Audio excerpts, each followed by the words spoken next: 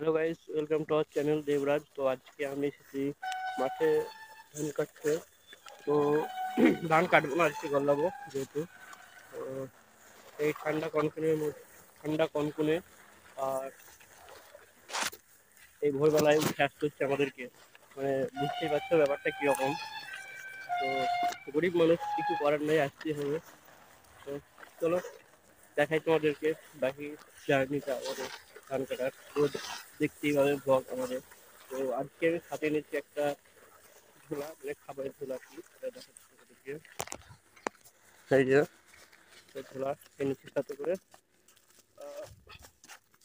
বাবা চলে গেছে, আমি যাচ্ছি। তো দেখাই তোমাদেরকে যে আমরা কেমন রাস্তার মধ্যে দিয়ে যাই। সবই জল যদিও। এই যে এখন আমাদেরকে এটা পার হতে হবে, কিন্তু যেহেতু ঠান্ডা তাই আমি এটা পার হবো না, ধানের জমির ভেতর দিয়ে যাবো। দেখাই তোমাদের। এই যে এইদিকে একটা রাস্তা হয়েছে, নতুন করে রাস্তাটা তৈরি করেছে ধানের জমি ভেঙে সবাই। এই যে সবাই মনে হয় এইদিকেই যাতায়াত করে, এই যে রাস্তা হয়ে আছে, মানে ধান জমির ভেতর দিয়ে যাওয়া আসা করে সবাই। এই যে